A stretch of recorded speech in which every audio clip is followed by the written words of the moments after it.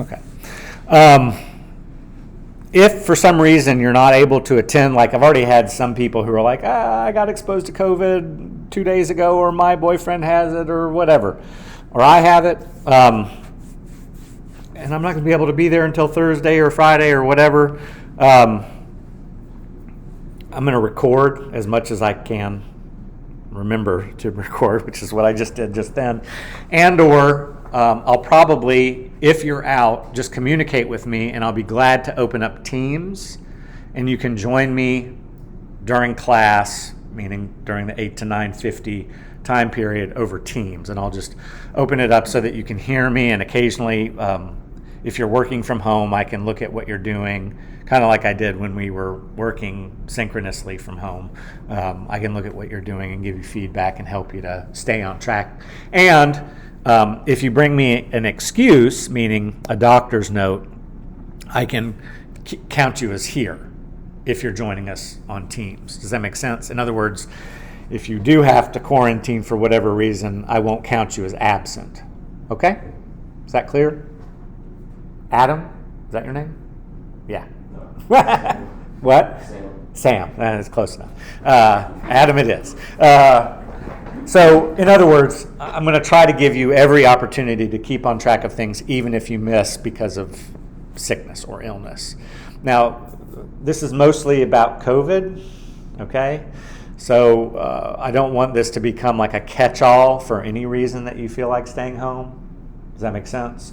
It's just a COVID contingency. I'm hoping at some point in the future to not have that as an option. But I am recording class right now as we speak, and if you do miss and you're not able to attend through Teams, you can email me and say, hey, can you share with me the class recording? And all of the class recordings from previous semesters are on D2L as well, okay? So you'll be able to access those even if you were here and you just want a reinforcement of what we talked about. You'll have the recording from our actual class, you'll have a recording from previous semesters, and there's demonstration videos. So there's so many resources that it's almost impossible to fall behind, okay? Or to misunderstand something that I've said in class and not have a way to have it reiterated for you so that maybe you can understand it better. Does that make sense?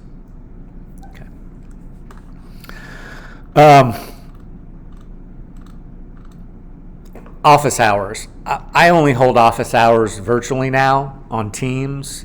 You can go to adviseme.edu or .ung.edu, adviseme.ung.edu, and set up an advising appointment with me. My normal office hours are 1 to 3 on Tuesdays and Thursdays, which I realize doesn't work for everybody. But the times you're available don't always work for me either. So if those times don't work for you, email me with at least 2 alternative times, Monday through Friday, 8 to 5 p.m., and I'll try to work out some sort of meeting with you. Okay? Sophia, have we ever actually met in person, or has it just been virtually? Just virtually. All right, classes begin today. Drop ad ends the end of the week. We don't have class, what is it, next Monday? Yeah, for the MLK holiday. If you're going to withdraw, we'll have midterm conferences on the 23rd. I'm sorry, this is wrong. This should be 2/23 and 3/25, or 2/25. So February 23rd and 25th, we'll have midterm conferences and or kind of like a check-in if something's really, concerning me about your progress or concerning you about your progress, and if you feel like you can't hang, then we can withdraw without failing. In other words, a W, not a WF, by the 4th of March. So I'm going to have to re-upload the syllabus now. Spring break is the 14th through the 18th, which is kind of early, interestingly enough, relative to previous semesters. Last day of class is the 29th, meaning the last day that we actually have class and draw or learn something is the 29th of April. And then our final critique is on Monday, May 2nd from 8 to 10 a.m. And the final class, meaning the final exam, final official day, is a critique, meaning we don't actually take a written exam. We just critique our last project. Does that make sense? Okay. All right. Everybody's taking drawing 1? Nobody's in drawing 1 this semester? Okay. There is no textbook in this class. It's just D2L and the lectures.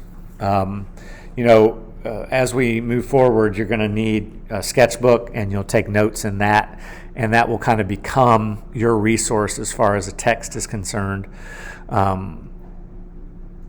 Let's go ahead and look at the materials list now. I never do that. Usually I wait till the end. So if you go back to start here, not only do you see the syllabus that we're looking at, but also the materials list.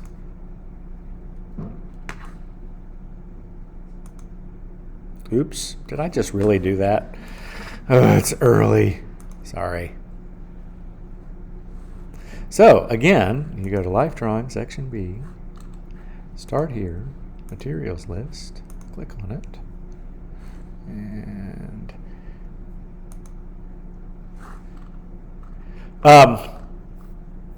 so a lot of the materials that we use in this class you may have from a previous class, i.e. your Drawing 1 class. You definitely will if you took me for Drawing 1, if you kept up with your supplies. Some people throw them away, which is really weird, or leave them behind, especially considering how expensive supplies are. But if you've taken Drawing 1, you should have a lot of these supplies already. Now, they may not match exactly with what I want, so we may need you to go buy some of those supplies, and or if you ran out, obviously you'll need to buy them.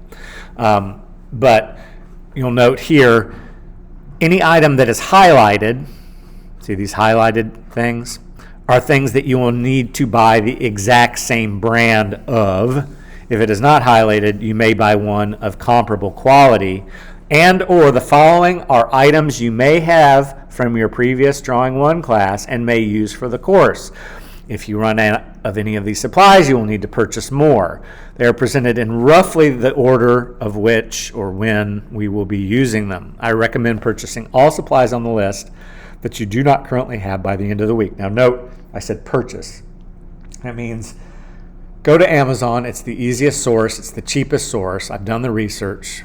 I've looked high and low. If you don't believe me, you can research your own. But you still need to have them ordered by the end of the week, so that you'll have them when we start a lot of the projects.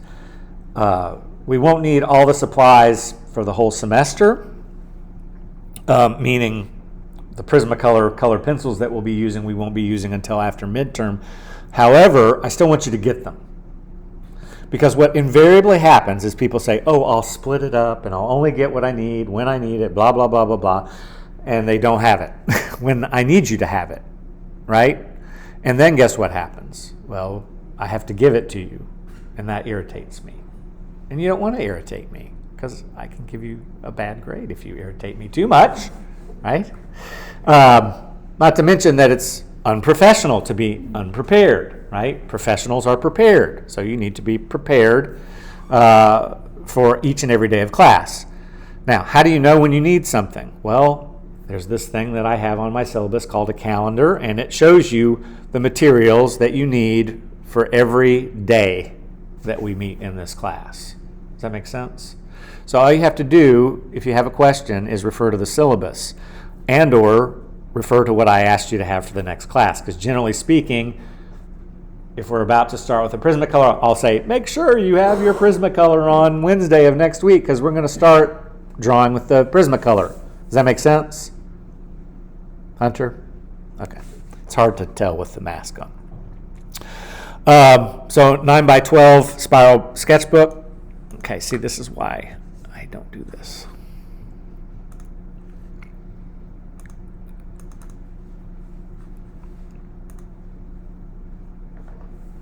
So 9x12. Doesn't have to be this particular brand. But it does have to be spiral bound. That's very important. Okay? Do you know why I want it to be spiral bound? Anybody have a guess as to why I would want it to be spiral bound? That's one reason.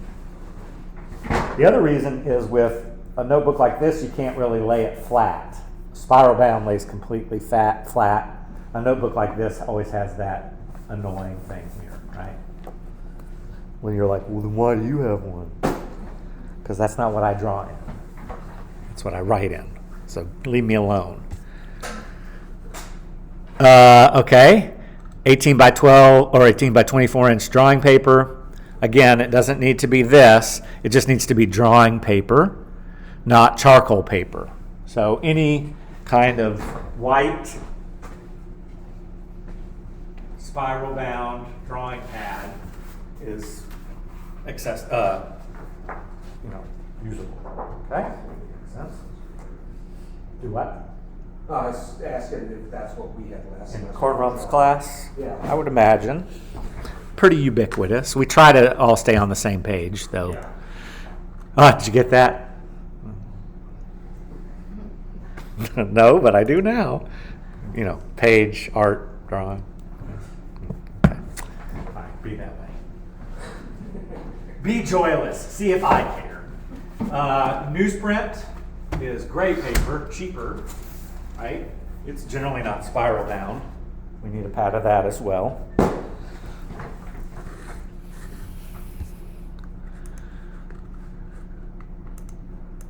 Pencil sharpener.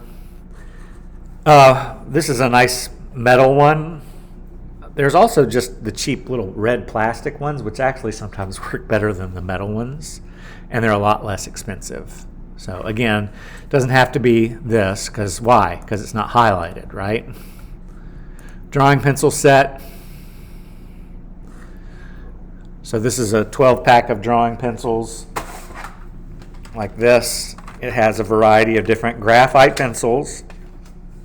Generally, it goes from an H pencil to HB, which is harder pencils, all the way through the 6Bs, which are the softer, darker pencils.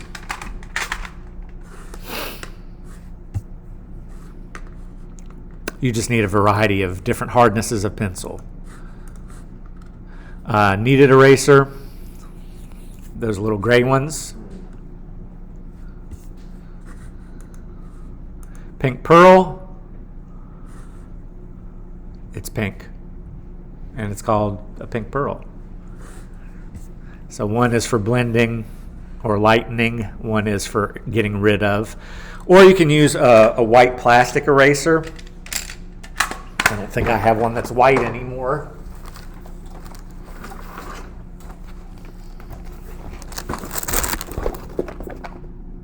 Yeah. Here's one of the red pencil sharpeners. They're like 25 cents. And then this is a white eraser. It's dark though because I erased with it.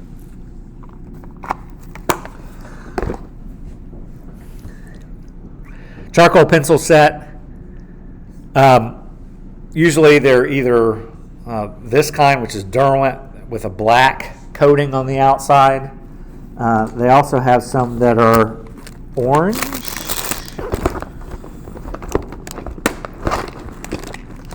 I don't know that I have any more.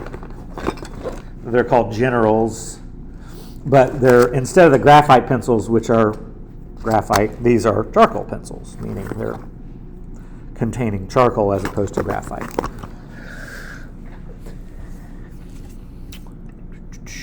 Vine charcoal, that's those, things that look like sticks, like actual sticks. All right, and charcoal. And I prefer Alpha Color. And the reason I prefer Alpha Color, and that's a brand name, and it's actually, it says charcoal pastels, and the reason why I prefer the charcoal Alpha Color brand is because it's much darker than, say, a General's brand charcoal. General's brand charcoal is very gray, even when you press down as hard as you possibly can and make it as opaque as you can on the page. It's still kind of grayish. So I prefer the alpha color.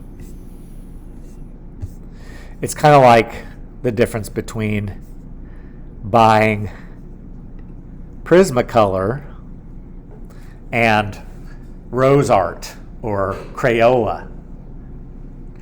Prismacolor is artist grade, professional colored pencil. Rose Art shouldn't even be made. That's how bad they are. And the reason why one is good and the other is bad is because of the pigment load. That's a technical artist term. Pigment load means within that stick of colored pencil, there's this band of pigment and the stuff that is color, right? And in Prismacolor, the pigments are more numerous, the little particles, relative to the binder, which makes them stick together, than in the case of Rose Art, which is less numerous pigment, more wax. Wax is the binder for colored pencil and crayons, by the way. So just imagine your, Crayola. Crayola crayons have pigment, green, and they're mixed with a binder so that they have the shape of a crayon. In a artist grade crayon, there's going to be more pigment particles and less binder, versus a student grade or a child grade, elementary grade, there's going to be less pigment particles. And they're cheaper because of that. Does that make sense to everybody? So what winds up happening is you wind up suffering artistically because you can't get the materials to do what you want them to do. It's already hard enough to draw. It's already hard enough to draw in color, but to have the handicap, I can't say that, can I? Political correctness.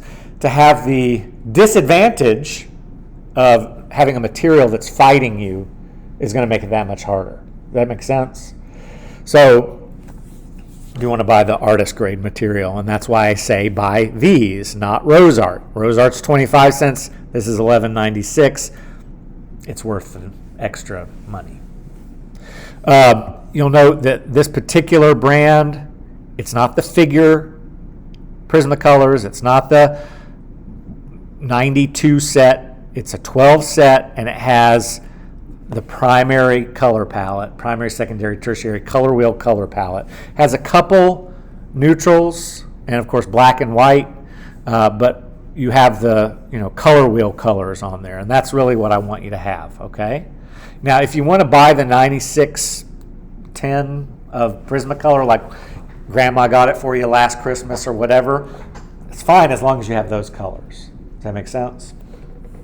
By the way, nobody's asked me this yet. If you have a sketchbook from last semester that is not finished and you want to use that, that's fine, as long as it's spiral bound. Okay? All right. Tombow drawing pen set. Tombow is a brand name. It has these 0.1, 0.3, 0.5. You can see there in the bottom left corner the pens. Micron will work if you have those. Micron is another brand, as long as you have 0.1, 0.3, and 0.5. But I prefer Tombow. They last longer, and the nibs are stronger.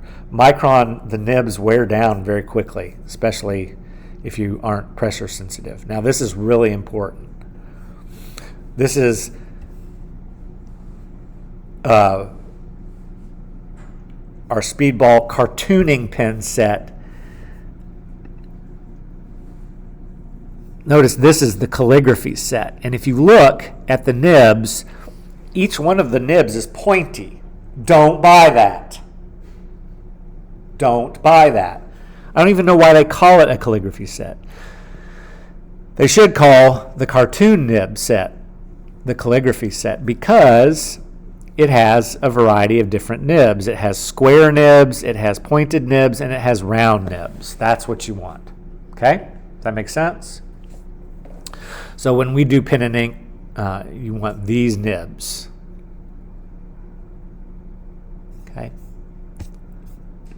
Notice these are all yellow. So these are ones you need to get, and that I would prefer you to get the exact brand. Conti crayon, there's a little 2-pack bundle of Conti crayons. You've got your Sanguine, your Bistre, your white, your black.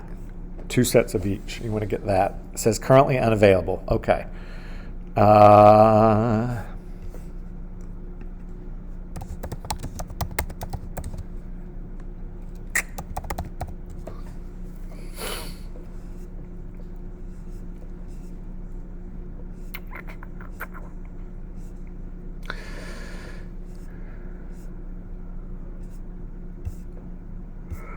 Well, I'll have to look up a variation on that, and or I might just buy it for you. So for now, if you can't find that, just nix it, and we'll figure something else out.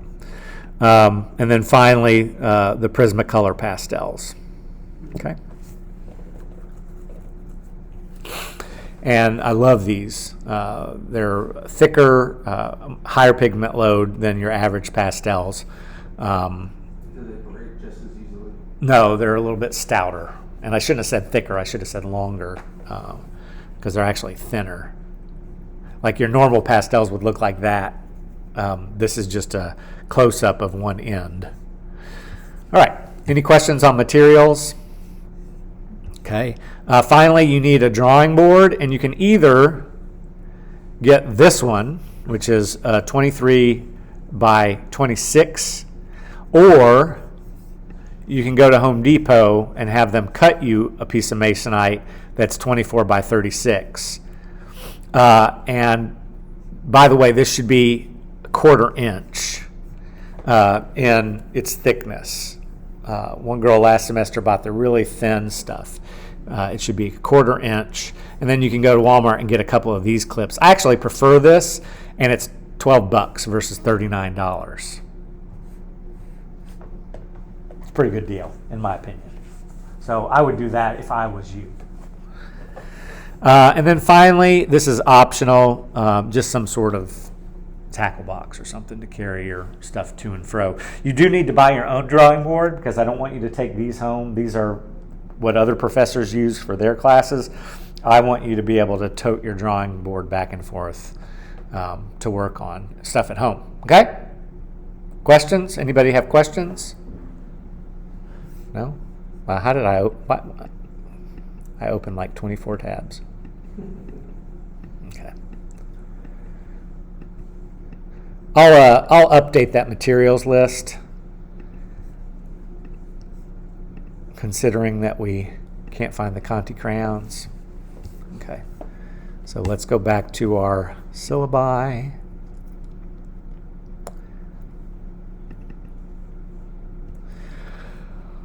All right, so we've already talked about what the class is. It's figure drawing, looking at the human form. The first half of the semester is black and white, so it's kind of like a repeat of the Drawing 1 class, except the figure, not inanimate still life objects. The second half of the class is color. So we move from black and white the first half of the semester to color the second. But pretty much the whole class is figuratively based. That makes sense? Speaking of that, I don't talk about how my colleagues teach or don't teach a certain idea or a technique or a material. I think it's valuable that your drawing faculty or painting faculty or whatever faculty you're learning from, say we have 2 photography teachers, each one of them is going to have a slightly different way of teaching. And I think that's good. However, sometimes students latch on to a particular professor's approach, and they're like, anybody who teaches differently than that is wrong or is contradicting. Don't look at it that way. There's a million different styles of art, right? There are a million different teaching styles. There are universal ideas that are constant, but the way that we teach those ideas might be slightly different. Does that make sense? So the idea that you're free to do whatever you want to do artistically, I think, is a very dangerous idea, especially when you're a student.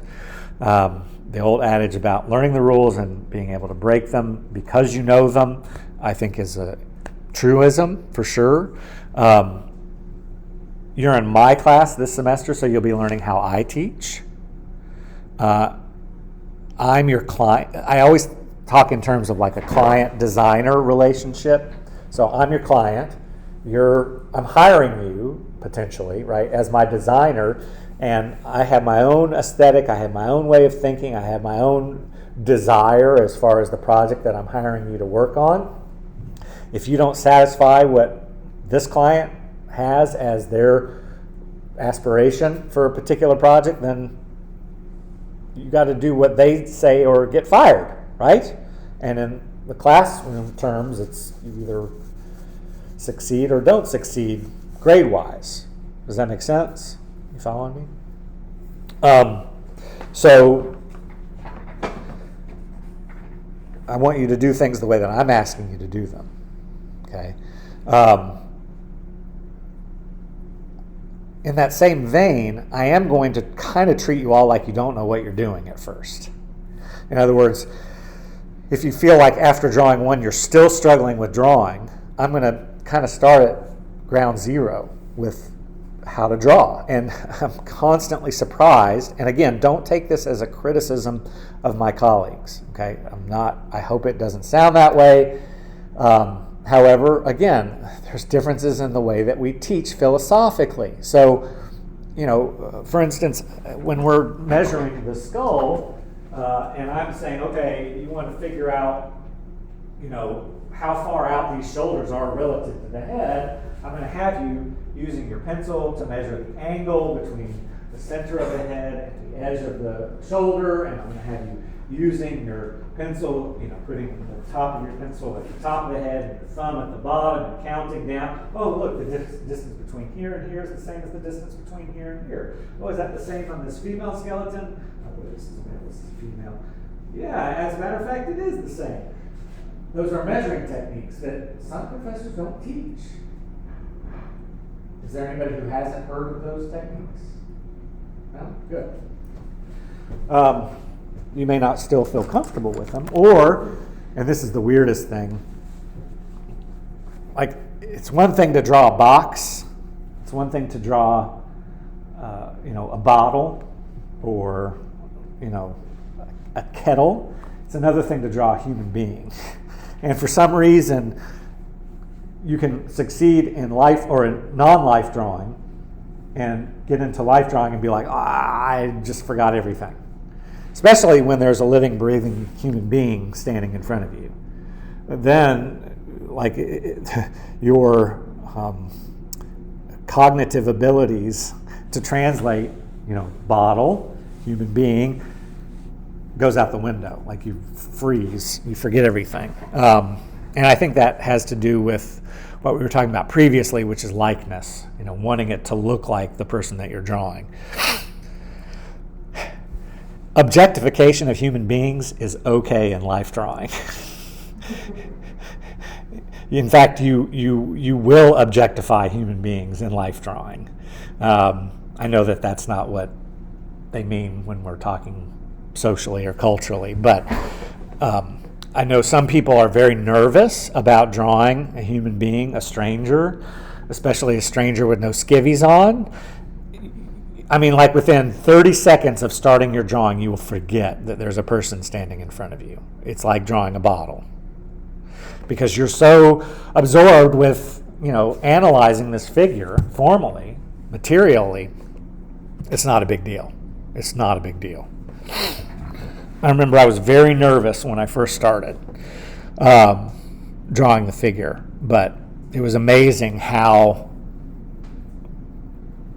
quickly you turn off. That nervousness just goes away, and you just it's a thing that you're drawing. That's all, right? And I actually want you, and this is just a side note, kind of. We'll talk about it more in depth when we actually have figures. but I actually want you to treat the models as if they are things, meaning they are not here for you to be friends with or for you to develop relationship with. They are people that we've hired to do a job, and I have to maintain an environment that's safe for you and safe for them. Is that clear? And that means this is not a relationship where you socialize with this person inside of class. Does that make sense? There's a reason why we don't hire students, and that's because it would just be awkward. So we have to hire outside the department. Anyway, outside of the school, actually, I'm sorry. All right. We'll have about 10 total assignments in the class as far as like finalized projects, but there will literally be hundreds of drawings that we'll do over the course of the semester. And you want to keep all of them, and you want to keep them safe and care for them. Especially in the beginning of the semester, we'll be doing, like gesture drawings and things like that, which will literally be like throwaway drawings, but I want you to keep them anyway, at least until the semester's over, because they'll be possible portfolio material.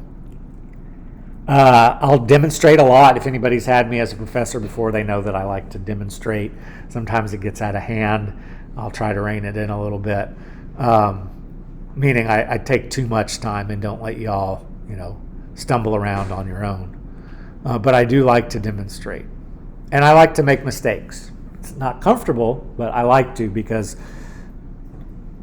well, Andrea, what's the definition of drawing? You remember? You don't? My definition of drawing is a series of mistakes that you correct. That's what drawing is. So you should be making mistakes. If you're not making mistakes, then you're not drawing. Okay? So if I demonstrate, I'm demonstrating making mistakes and correcting them. Okay? And sometimes I like for you to help me to see the mistakes. Because one of the weird things about being an artist, it's very easy to see other people's mistakes, but it's very hard to see your own mistakes as you're painting. That's my job, is to help you see your mistakes. And I need help seeing my own mistakes when it comes to those demonstrations. Okay? Anything else, I'm right about all the time. So, teasing. As I said, I will record a lot of those, or have already recorded a lot of the demonstrations and lectures. Sometimes I'll point you to other resources on YouTube or videos of artists or about artists that you can find to help supplement our material and to avoid having to have a textbook. I'd rather you spend money on materials.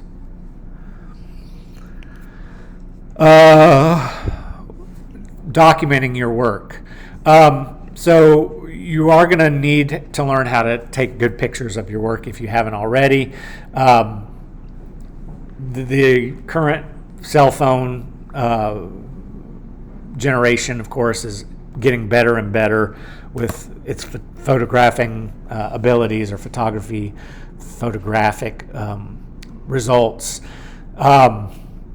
But, even if you don't take a perfect photo, it has editing capabilities that are awesome.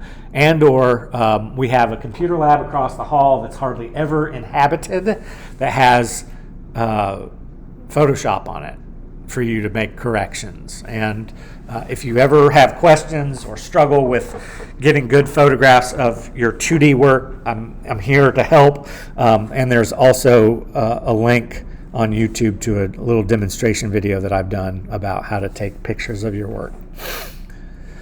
When you turn in your work, most of the time you're going to be sending it to D2L to turn it in. Sometimes you'll be sending it to me directly through email and or both. I want you to use a particular format for titling your files. 9 times out of 10, I'm going to want it in the JPEG format or the PDF format. I'll let you know which. The title of the file should be the title of the file, meaning, let's say, gesture drawing, if that was the assignment, then your name after an underscore, then another underscore, the date, then another underscore, the medium, then another underscore, the dimensions of height times width in inches. So an example would be my project called Fretful Feets, your name, summer of 2020, ink wash, 24 inches by 18 inches, because I did it on a vertical instead of a horizontal. If it was a horizontal and it was 18 by 24 inches, then it would be 18 by 24 instead of 24 by 18. Does that make sense? That's the gallery standard for how to title work. Like if you go to an exhibit, you'll see a placard or a wall text that tells you who the artist is and what the title of the work is. Generally speaking, it's title, artist, date, medium, dimensions. Sometimes it's artist name, then title. So you'll see differences. Generally, when it's artist name and then title, it's in a museum and it's somebody who's famous as opposed to young artists or artists like me who aren't famous. We are going to have discussions both inside and outside of class. It's something that we learn to do. I have a particular way of doing critiques in class that you will learn, but we'll also do written critiques because I feel like speaking art criticism and writing it is important in learning the nomenclature.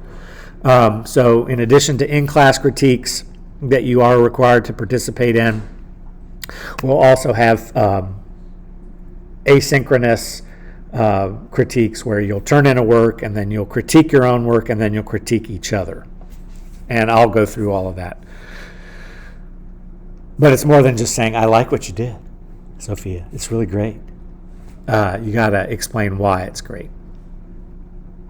I see another mistake. 10 assignments total. I've changed some stuff from last semester.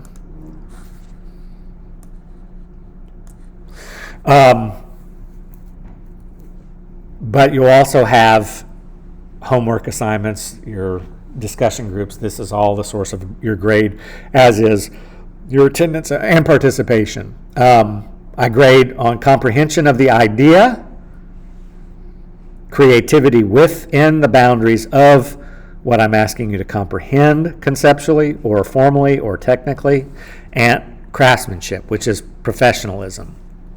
So again, going back to the client designer analog, if I ask you to do a gesture drawing or I ask you to do a contour drawing and you turn in a drawing that's shaded, it may be the best drawing that I've ever seen in my entire life, but you're still going to fail the assignment because you didn't do what I asked you to do. Does that make sense? So there are constraints that I give you. I want a logo that is black and white and that has no shading. It's just, kind of a figure ground type of relationship, like the yin yang symbol or something like that. And then you come to me and you have a logo that's very naturalistic and has shading and it's in color. I'm going to be like, did you listen to me? And not only are you not going to get the job because you didn't do what I asked you to do, but you willfully went against what I asked you to do. You're like, that person doesn't know what they want. I'm going to do this for them instead.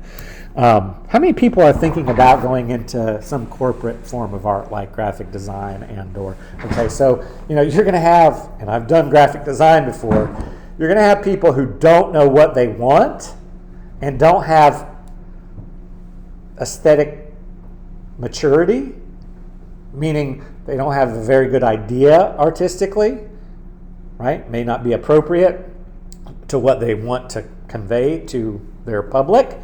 And they have no way of telling you, even if they did have a good idea. Does that make sense? Because they don't have the vocabulary. That doesn't matter.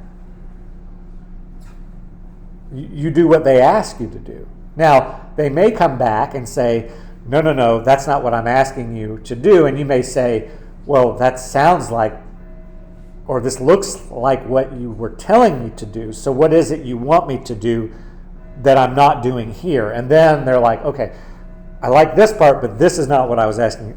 So you're kind of guiding them through the process of being able to tell you what they want you to do. Does that make sense? That's very frustrating because you're like, that's not what you asked me to do. You asked me to do this and this is what I did, but now you're telling me this isn't what you wanted. This is why I'm not a graphic designer, because I have no patience for people.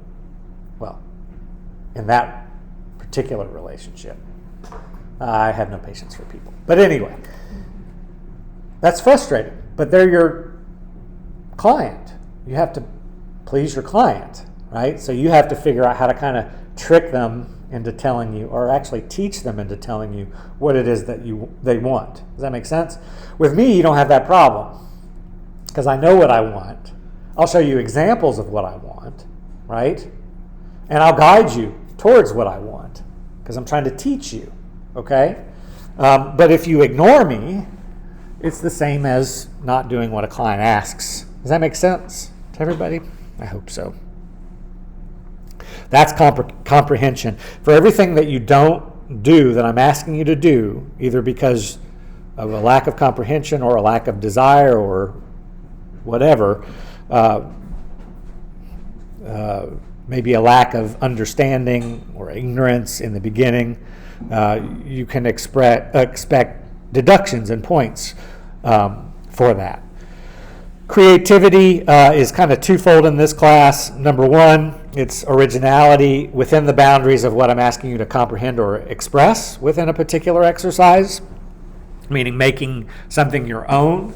But it's also about using a process for later projects that are more free. So in the beginning, I'll give you very rigid boundaries and constraints. It's much harder to be creative in that sense of being like original or unique within those boundaries.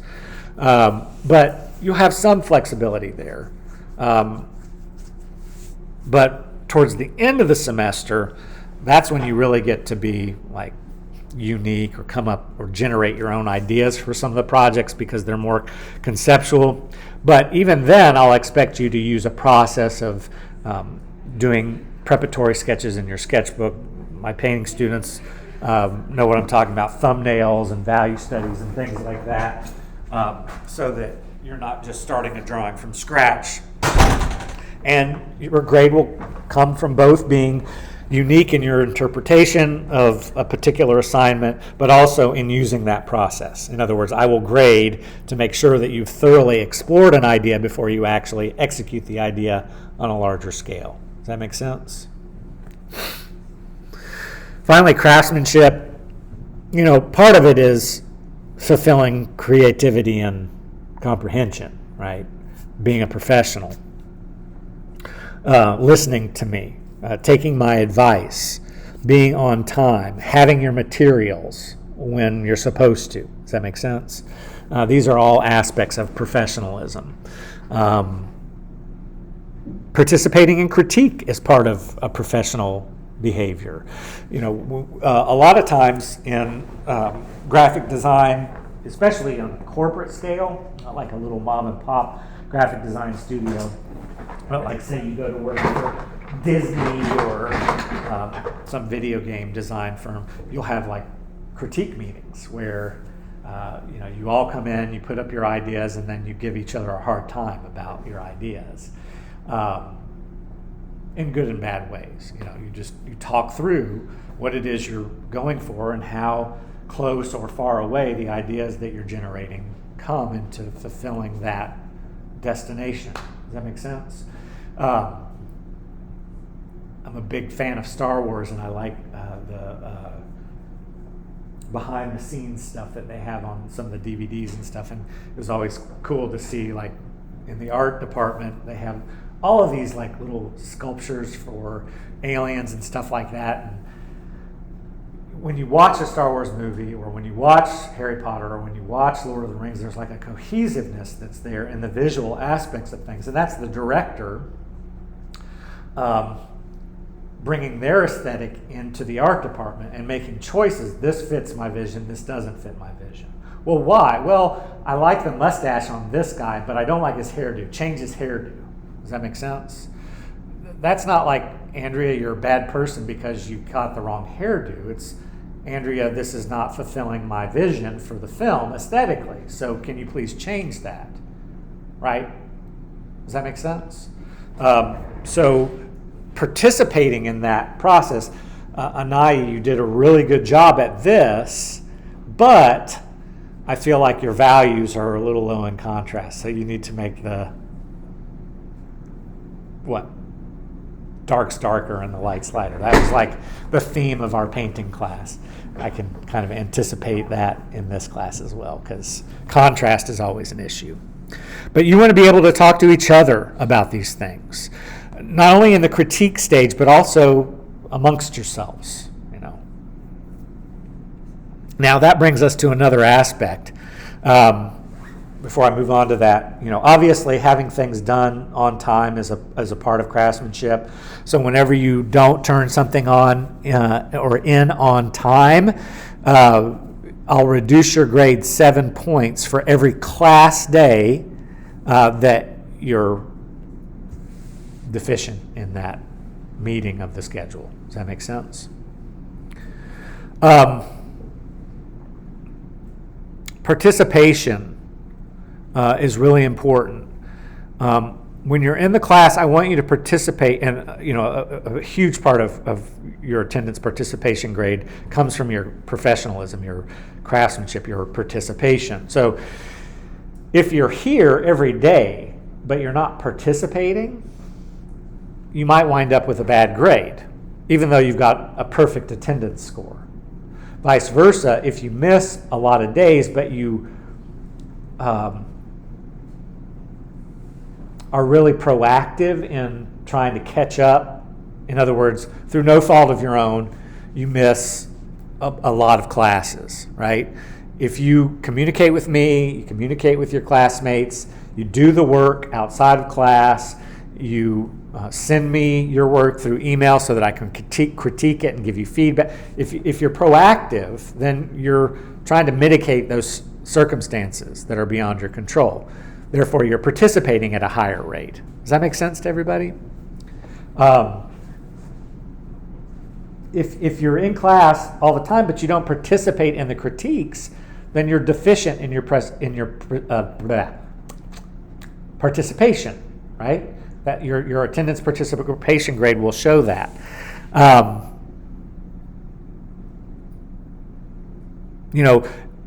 If you do everything that I ask, you're probably going to wind up with a B, right? If you do everything that I ask and then some, i.e. you show passionate engagement in the course, then you'll get an A. Does that make sense? Like, this is the difference between an employee. Does anybody work at the outlet mall? Anyone? Man, everybody used to work at the outlet mall, so there's a great analogy. But like, if you're working in a clothing store, okay, let's say you go to a clothing store and you observe the employees. Some of them are standing around doing this the whole time, right? Some of them are doing the work that their boss told them to do, which is go fold those t-shirts over there or whatever, help customers. And then some of them are like, hey, can I design a display of this clothing in the window? Would that be okay? You follow me? And while you're doing that, you're like, on every customer that walks in the door, you're not ignoring the customers. In other words, you're being what? Proactive. That's A quality behavior. Does that make sense? That's A quality participation. Keep that in mind. I will grade you based on your attendance, and for every day that you miss without excuse, your attendance participation grade will be reduced 10 points. For every tardiness, every time you're late, it will be reduced 5 points. Does that make sense? So if you're, what's your name in the yellow mustard? Grace. So if Grace is absent twice with no excuse and late twice, what's her attendance participation grade at that point? 70. Okay. But if Grace brings me an excuse, then those absences get forgiven. And or if Grace contacts me, even if she doesn't have an excuse, and stays on track, right, and does the work and turns it in on time, so forth and so on, then those grades can be raised. Does that make sense? So what I do a lot of times is I look at your craftsmanship scores on each project and just look at a trend overall as far as your professional engagement in the class. Okay, and that weighs things. Now, one thing people often miss or wait on is this, which is the digication. Oh, sorry, one last thing. If you miss 5 or more classes, I'm going to ask that you withdraw, unless you have good reason, excused reasons for those classes.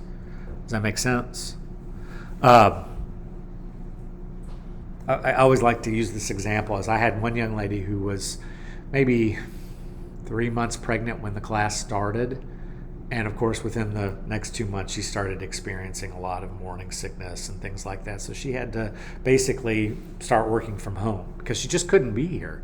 But she did the work. And not only did she do the work and stay in touch with me, but she did it in ways that were better than I could have expected from a student who was in class. In other words, she was passionately engaged, religiously communicative with me about what was going on, always on time with everything, in spite of the fact that she was experiencing these issues with her pregnancy. So obviously, even though she missed way more days than the 5, I was able to work with her because she was working with me. But if you're not, and it just becomes obvious that you're not going to be able to catch up, I will remove you after 5 classes of unexcused absence. And I'm serious about this. And I'm also serious about tardiness and early departure. The administration has been very forgiving, but they've asked us to go back or return to a normal absence and attendance policy. Does that make sense to everybody? So I'm going to be much more rigorous about that this semester than in previous semesters, which is good and scary. I'm not a confrontational person, but there are certain things that need to be called out, and attendance is one of them. So your average is based on the following formula. The 10 assignments are 60% of your grade. The critique is 15% of the grade, meaning the critiques that you do in D2L. The class participation, attendance, and tardiness is 15%, and the digication portfolio is 10%. Another word for this is homework. So I'm going to actually modify that real quick.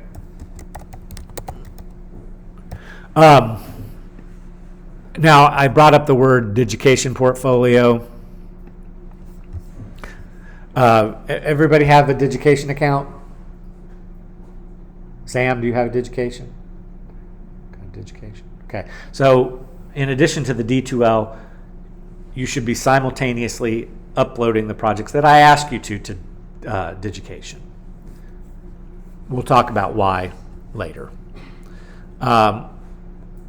I was really bad last semester about grading. I got married last semester, and it was really a wonderful thing, but very distracting at the same time, because not only did I have to plan a wedding and then get to participate in one, and now I'm married, but I had moved and sold my house, and now we're a blended family and getting used to that. No, grading was not a good thing last semester for me as far as being timely with it. I'm going to try to be better about that and try to get you feedback within a reasonable amount of time after turning in the project.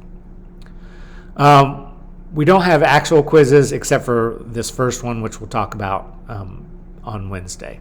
And that's just basically like I'm here, this is who I am, this is what I want to accomplish type of discussion quiz.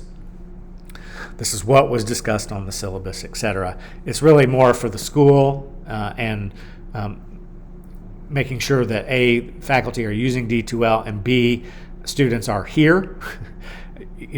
Proving that students were actually participating in a class at the beginning, which is part of our role verification, which is part of them taking money from you, basically, justifying it. Behavior, I'm going to do something else different this semester. When you come in, you're going to have a little slot in the cell phone jail over there, and your phones are going to be put there. Yes! So if there's something that's like problematic that you need to, engage with, as far as, oh, my mom's in the hospital and I need to have my phone near me so that I can, that's fine, let me know. But I don't expect you to be like on your phone the whole time, unless you need to step out in the hallway and talk to your dad who's at the hospital with your mom who's sick and things like that. Hopefully that doesn't happen to anybody in here. But your phones are going to be over there. Okay. Now, there may be moments in the semester where we have to use our phone for research. And I'll say, okay, everybody go get your phones. But I want you to keep them over there. Okay? And I'll put a little name where your slot will be and all that stuff. I'm so mean. Actually, I'm doing this because I don't want to be mean. Because when somebody is on their phone the whole time that I'm trying to talk about something, yeah, I get mad and mean. Don't make weak excuses.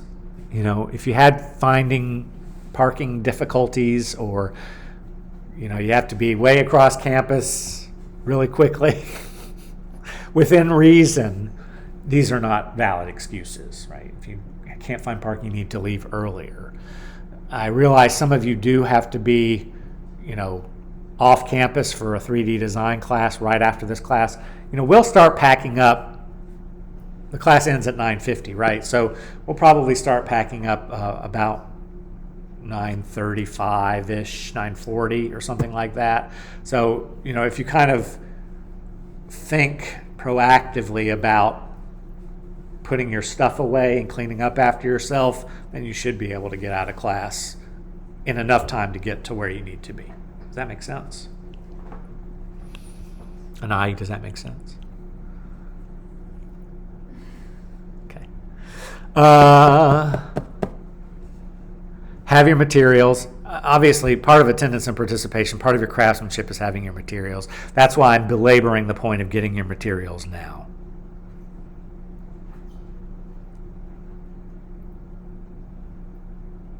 I would highly recommend, so this is the first class of the day. I'm generally here at 7:30. If you want to come in early, that's fine. The minute you walk in the door, we should start setting up the classroom together. Okay? So that means, now notice, all of the stools were over here in a big pile. The easels were all put away, either on that side of the room or that side of the room. You'll see behind, what was your name again, sir? Alberto. The horses, they're blocked in a certain way, like Tetris. This is how we need to return the classroom at the end of every class. Sweeping up after yourself. Andrea, came over here and got the broom and the dustpan and swept up after somebody else who made a mess. Probably me. We want to make it look better than it was when we came in, basically. That's part of your participation grade. We've already talked about work being turned in on time. We've already talked about focusing on class material. If you want to eat or drink, that's fine. Just don't leave your junk behind. Like, I came in here this morning and there were cups from last semester left behind, like drink cups and stuff. So I put all the personal stuff in the gallery over here. But, people leave their trash behind, and it just really is irritating me because I'm the janitor for this room, basically. I'm the one who's in charge of cleaning it up.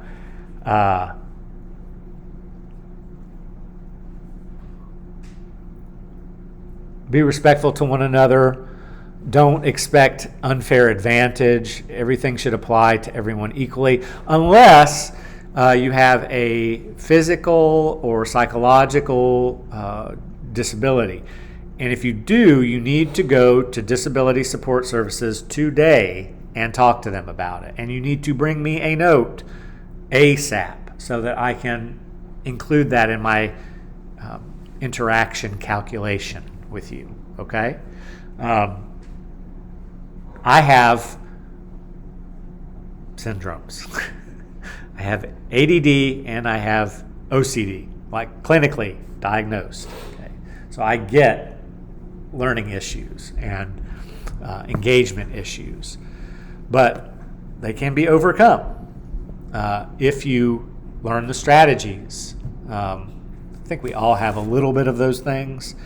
Unfortunately, some people use them as excuses, which belittles people who actually have those syndromes. So if you actually have those or claim, why did I do that? Or claim to have those syndromes, you need to get help for them because you can get help for them. If you're just saying that, that's pretty rotten to just say that, to make excuses for laziness or inattentiveness. Does that make sense? Don't cheat. I know people are like, well, how do you cheat at art? Well, I've had people turn in other people's work. Yeah. I've also had people, like during the COVID thing, who did their work on an iPad Procreate program instead of on actual paper and stuff. And I mean, they were really great drawings, but that's not what I asked for, right? I asked for a charcoal drawing. So if you do a Procreate drawing, you're cheating because I asked for charcoal. Does that make sense? Doesn't mean I don't like Procreate. I love Procreate. I have Procreate. I love my iPad. It just means you're not doing what I'm asking you to do. You're lying when you do something like that. When we get to the latter part of the semester, we will be using references that we glean from the internet. So, for instance, if I ask us to do a drawing with a whale in it, most people don't have ready access to a whale to draw from. So you have to, I have one at home, but no, I don't really have a whale. You're going to have to go to the internet to get reference material to draw that whale from. Now, is that plagiarizing?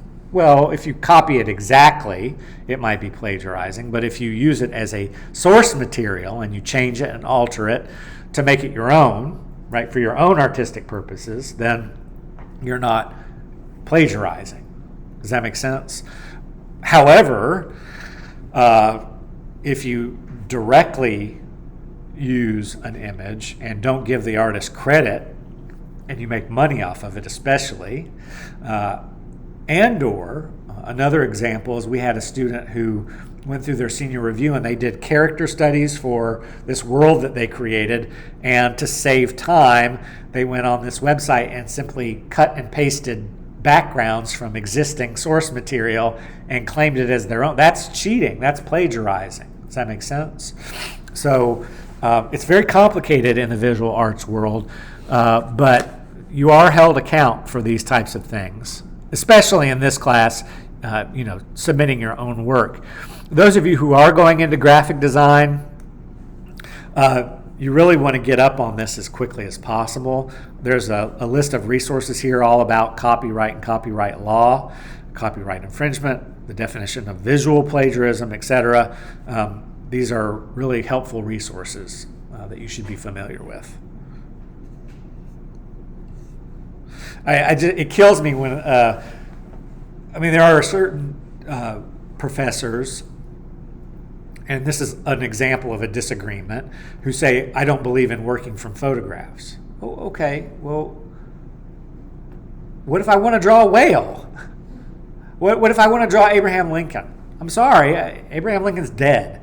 I have to use a photograph if I want to draw Abraham Lincoln, right? So the question is does your drawing look like a drawing of a photograph, or does your drawing look like a drawing of what the photograph is representing? Does that make sense? So I understand the idea. I don't like it when students work from photographs, because if you're too faithful to the photograph, it can look flat, right? So you have to transcend that photographic source material. That's part of what we'll learn in this class, because not a lot, but some of what we'll be drawing from is photographic source material. So it's a weird area of debate within the art world right now. All right, so this is a tentative calendar. It is a rough appraisal of the course. Its order and timetable. Dates are subject to change, obviously, because of weather or sickness, or other things that we may not even foresee, maybe even some opportunities. I like to just mark off the days as we go. Now, in the past, and I'm trying to wean my students off of this, but during the COVID pandemic, I would send out a running calendar of what's due today, what we're doing for the next class, what you need to do between now and the next class. I don't really want to do that. So what I would like to do is just follow this calendar, and if something changes, I'll make a note of it, and you'll write it in your sketchbook, and that will be your source. In other words, I'd rather use that time to do other things like grade than having to worry about creating a running calendar. So just use this.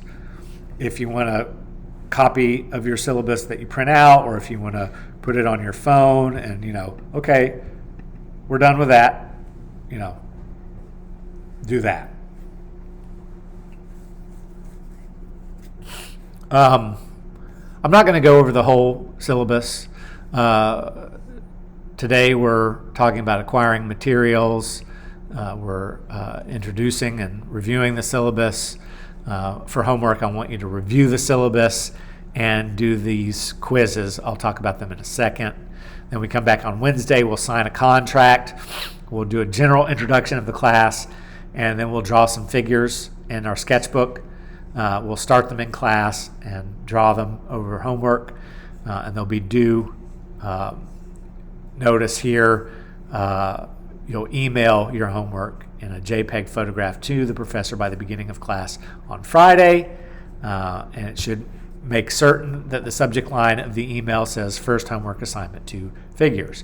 So that'll be your first example of what a typical class day will work like, and what the difference is between our classwork and our homework. And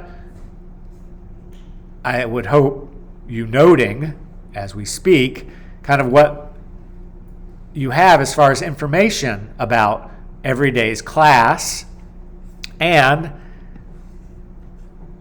where you'll get the information about your homework. We'll discuss this in class, obviously, but you should know what you're going to do pretty thoroughly. You follow what I mean? Like, watch instruction and demonstration video about photography or photographing your artwork. You'll find this resource under Content, Module 1, Readings and Resources. So if we go to our D2L and we go to Content, and we go to Module 1, under Module 1, we can see the overviews and objectives. We can see all of the lecture videos and notes. We can see that homework assignment, instruction and demonstration video for photographing your artwork. You follow me? Like I told you what you had to do, where to find it. I mean, I shouldn't even have to say anything. Everything is so much here, but I will. Because obviously a lot of these lectures are from previous semesters, and we'll have our own set of problems, similar but different to what previous semesters have. I do, however, find them helpful if you want to reiterate or re-understand what was discussed in class. To hear me say similar things in a different way to a different set of students can help you with your own issues. Does that make sense? And then you'll post.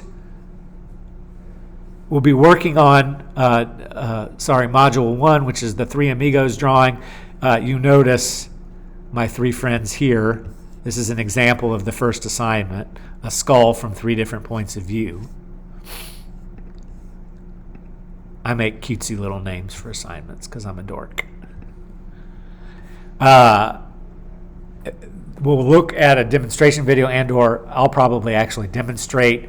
And then we'll work on the assignment. And then for homework, you'll watch that photography demo. Then you'll work on the assignment. Then you'll post an image of that assignment to your Module 1 critique.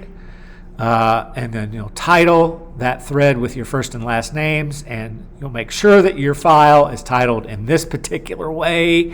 And then you'll write critique of your work. And then you'll respond to 2 other students. Their critique of your work and image upload is due Wednesday here by the beginning of class, and your response to 2 other students is due Wednesday by midnight. Is everybody following me? So if we go back to D2L, you go to your discussion group, you go to the Three Amigos critique, you start a new thread, you title it with your first and last name, you upload that drawing to the thread, you do a critique of your work, and then Ryan does a critique of my work, and Jason does a critique of my work. All this happens by Wednesday morning and Wednesday by midnight. Is that making sense to everybody? I'll go over it again. I'm just briefly touching on kind of the pattern of the class, how we interact with D2L.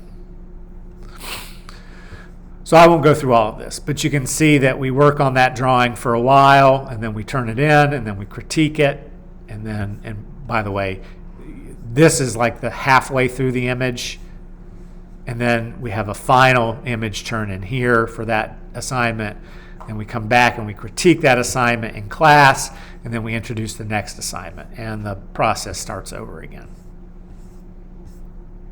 all the way through to the end of class.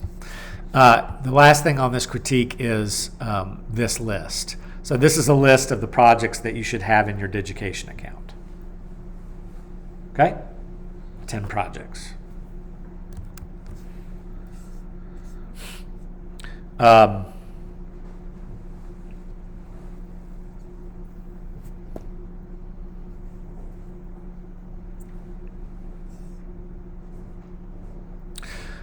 So if we go back to here, these are the discussion critiques, which are kind of your homework, okay?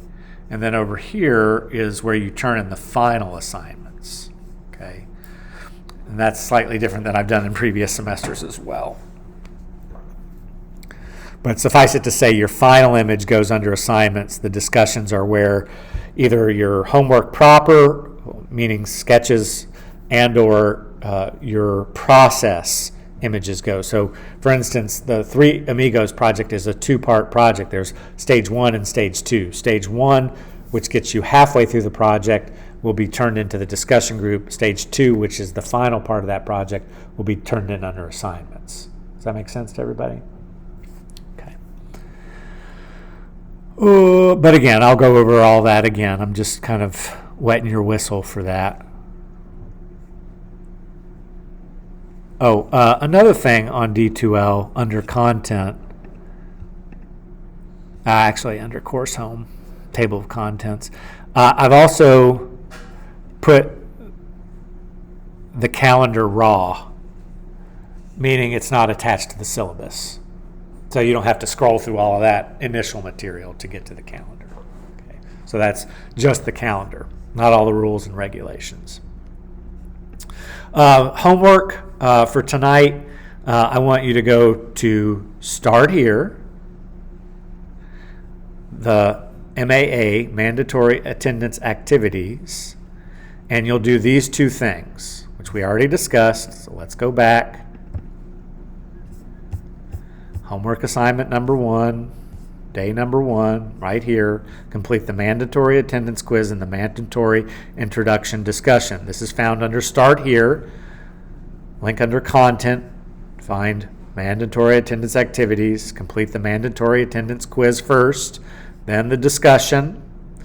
When in the discussion, make sure you title your new thread in the mandatory attendance discussion with your first and last names, and that's due Wednesday by the beginning of class.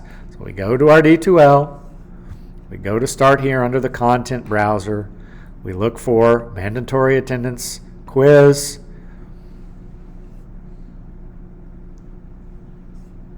Yours won't look quite like this. You'll start the quiz, and then I understand that I must complete this quiz.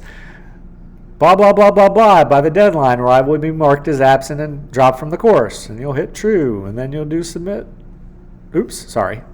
No, you won't do that. You'll go back to the questions. And then you'll go to the next page. And then you'll do this. In order to be successful in this course, I must log in frequently and consistently participate in the lessons units as required in the calendar and syllabus. True. And then the next page. And you do that. And you finish that. I won't bore you with it. Well, let's submit the quiz. I made a really bad grade.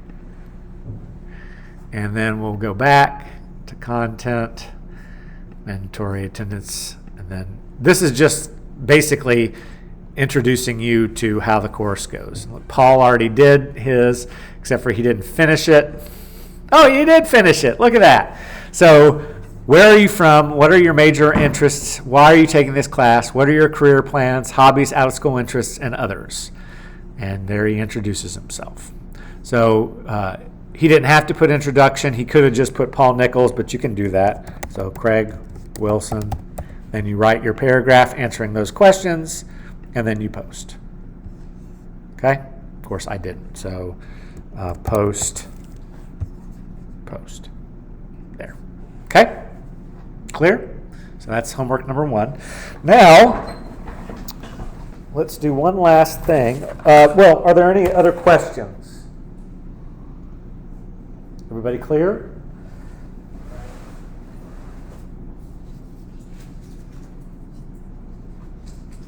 Now we'll come over here. Follow me. Follow me.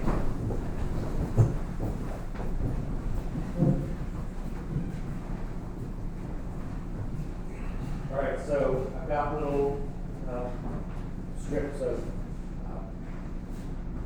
sticky paper here. That looks like that. So that here, and when I think your name?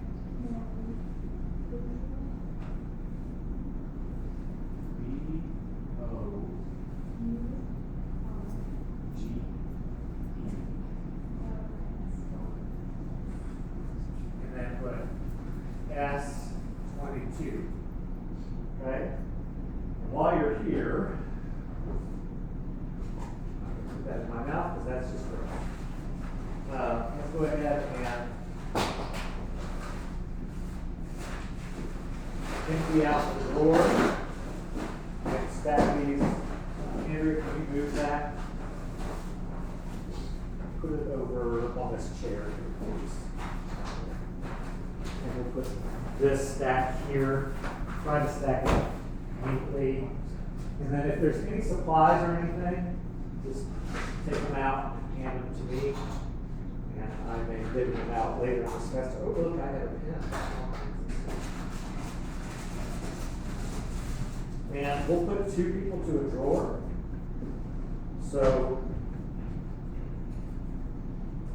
take off the next one and put it over this one. And then on down. Okay?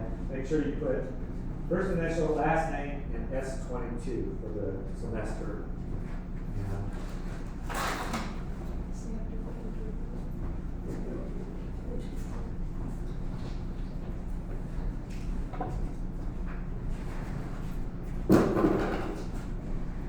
And then if you're done, you can go ahead and go.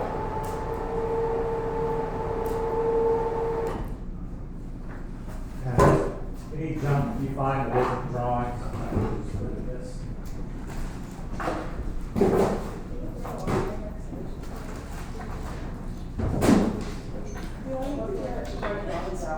Yeah, go ahead and take your, if you have any drawings in here from last semester, go ahead and get them out.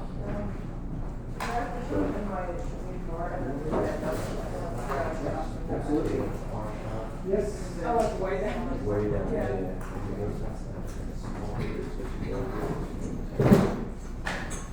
And if you just want to bring the drawings to me and I'll do that. Oh, somebody left behind. I'm going to wear this all day.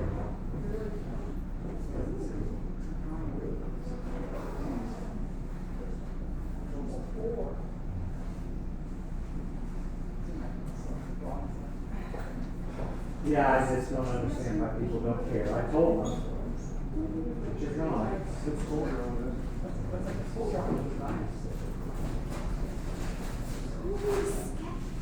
I know. It's like wasting. Look at that drawing. They even darken newspaper? Yeah, they just like that. Is this one? Yeah, we got both of those things.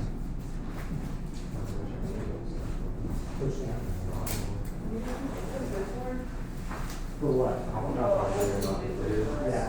Here's the French, and then the other drawing paper should be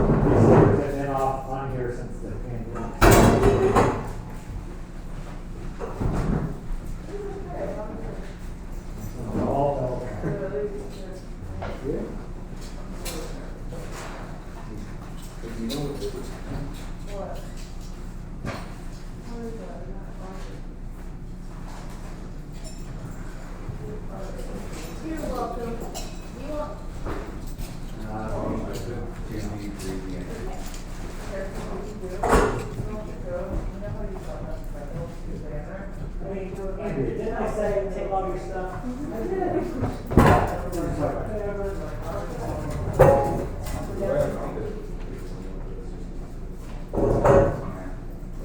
I don't know what the number is. That number what? Are we looking for? Okay, so that's down at the mall, the big old metal building. So it's not walking distance, it's driving. So what you would do is this road here, right, go that way towards town, go that way towards the ball fields, where the ball fields are. Yeah. So you go past the graveyard, the ball fields are in front, take a right, and you will go down until you cross the bridge, right by the gas station.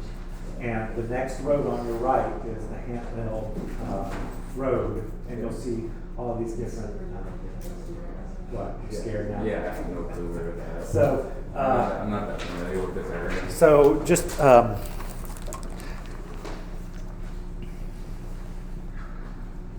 that everything? here. Do you have a map thing on your phone? Yeah. Show it to me.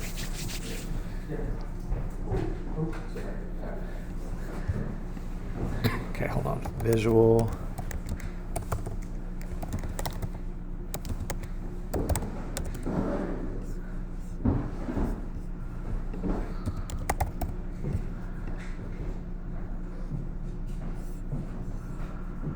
So it's 60.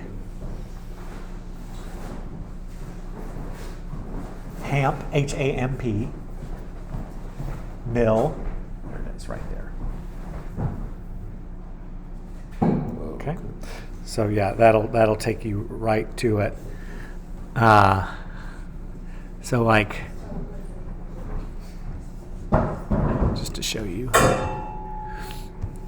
here's where we are right here. So this is going towards the ball fields, the soccer fields right here. You take a right and you keep going straight. Here's the bridge. You take this right, and then there's the visual arts annex. Dang, that's like all the way out. Okay. It's 6 minutes from here driving. All It right. just seems like it's far, but not really. Thank you. You going there too? I'm going at 1 later. So. Okay, gotcha. How you doing, Ryan? Difficult for me to get used to having to do all that stuff every single time. Because I've been doing digital art stuff, so it's basically work on this project, this is when it's due. This Right. is when it's due. As opposed to, It's just, send it in, like, we're going to do like a discussion of it Yes. beforehand, and then you're going to turn it in. correct. And then- Yeah, well, So half. There's like a checkup for it, but it's Right. not like a full class discussion.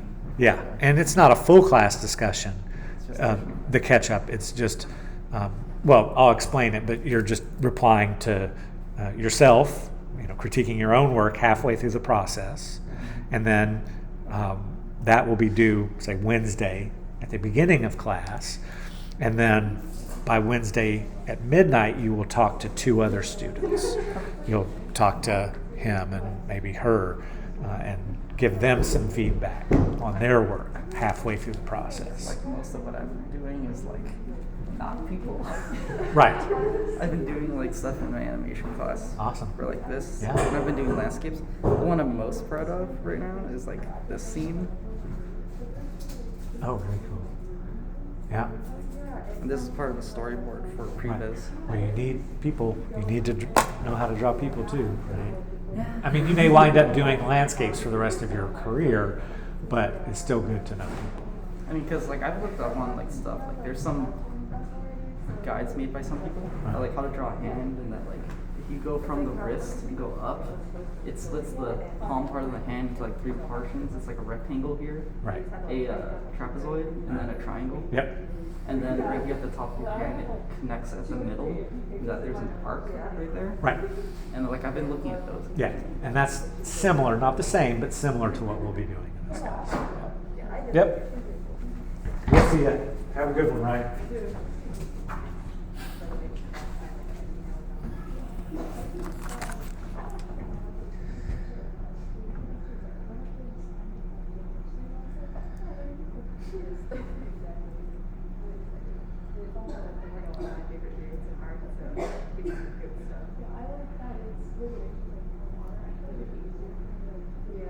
It's like the older stuff is kind of a little bit difficult, because a lot of it was like they merged together because everyone was like kind of borrowing from each other, but now like more film styles are emerging, and like you got your sister, so like I love it, it's so exciting to get to start with it again. And Renaissance is also like something big.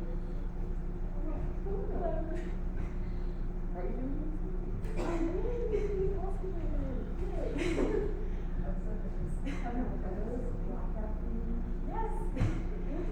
Oh, but I got